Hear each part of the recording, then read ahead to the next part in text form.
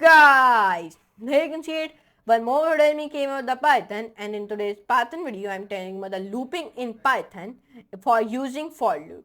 Okay, we are looping in Python with using the for loop. So yeah, I'm telling you about the series video start to it, and please like this video, share and subscribe to my channel. Do not forget to all the notification bell also sign on any future latest videos about the Python. So now without taking any time, let's move computer screen and let's do a coding with laughing.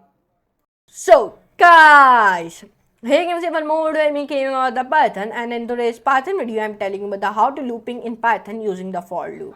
So yeah, I'm telling you about it. So let's get started without wasting any time and let's learn about how to loop the looping in Python using the for loop. So let's start.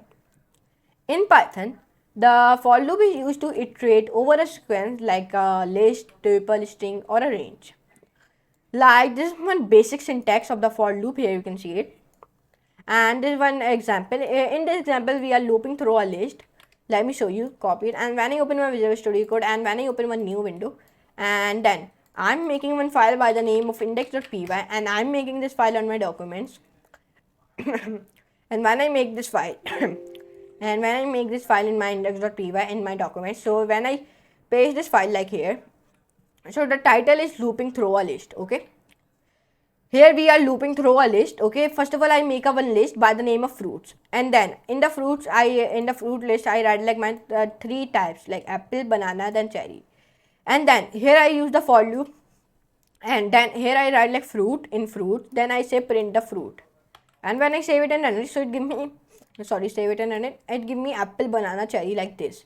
But if I only write print fruits, if I do not write here any for loop, so if I write this only, so it give me like the, let me show you, it give me, okay, fruit is not, okay, fruit, save it and run it, so it give me like this. But if using the for loop, I write this type of code, so then it give me like this. Let me show you, save it and run it. So here you can see it like that. There is a one here we looping through a list. Okay, like that you will be also loop through a list, and the output will become like this, and my also output is coming like this. Now number 2, looping through a string. How to loop through a string? For example, let me give the title. Here we are looping through a string. So how we can looping through a string? Let me tell you. First of all, here I write like my word, and here my word variable. In the word variable I write like string, and my string is Python. And then here I write like for loop, and I write letter in word, and then I say print the letter. Then when I say print the letter, should give me Python like this. Here you can see it. If I write Python is, should give me like this. Here you can see it. Because I in using the for loop, I say letter in word, that's why. And then I say print the letter, so that's why it is giving me like this. So here you can see you will also loop through a string, and the output will become like this, and my also output is coming like this. Number 3, how to using the range function. You are also be looping through the with range. You will also loop through a range. How? Let me show you. Save it in it should give me 1 2 3 4. Why it is giving 1 2 3 4? Because I write in the range I write like 5. If I write here 10, so it give me 1 2 3 4 0 1 2 3 4 5 6 9. And if I say 80, so it give me 0 till 79. Here you can see it like that. In the range, if I write 80,000, sorry 8,000, so it give me 8,000 numbers. Here you can see it 0 till 8,000. So like that you will be do it very easily as using the range function, and you will be easily loop through with a range function. You also loop through with a range function, and your output will become like this. Okay, now number 4, looping through a dictionary. You will be also loop through a dictionary. How? Let me tell you. In this example, we are looping through a dictionary. Let me show you.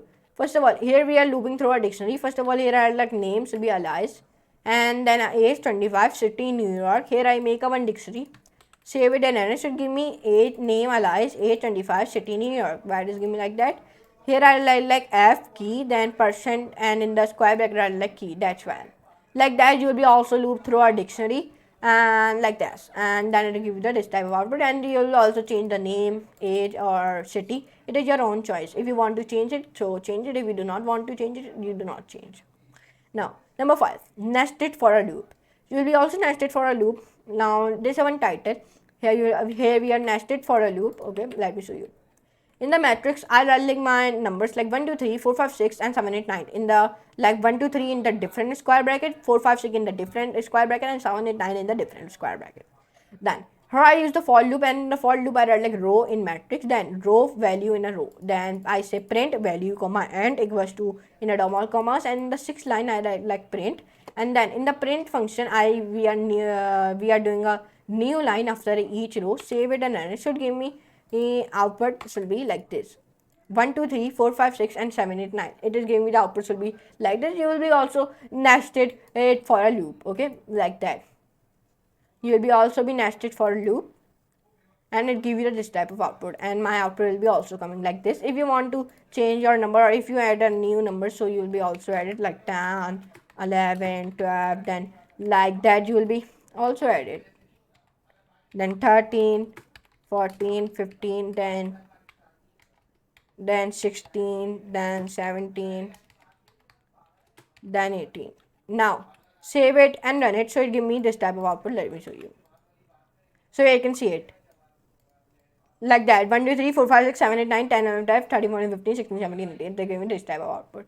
So like that you can do it, and you'll be also nested for loop. In today's video, we learn about how to nest it for loop, and how to loop through a dictionary, then how to use the range function, then how to loop through a string, and then how to loop through a list. I told you these 5 things, and you will be easily looping in Python using the for loop. You easily loop in Python by using the for loop. So this is the power of for loop. Here you can see it. So the loops in Python are very important. If you don't know loop in Python, so you don't know anything. If you don't know loops in Python, so you don't know anything, in my opinion, okay. So but in today's video of Python, I told you about how to looping in the Python using the for loop. So I hope you can enjoy this class. If you enjoy, so please hit the like button and share and subscribe to my channel.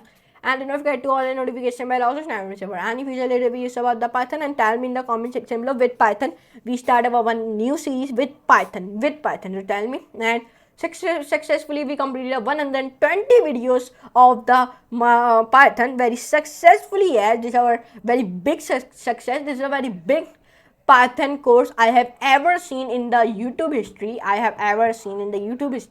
Okay, this is a very big Python course. We completed 120 videos of the Python, and because I am telling you from scratch, so that's why the course will be very bigger.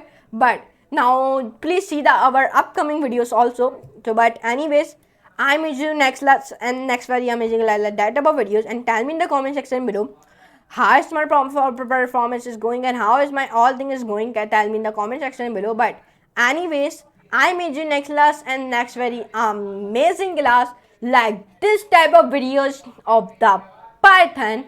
So for today,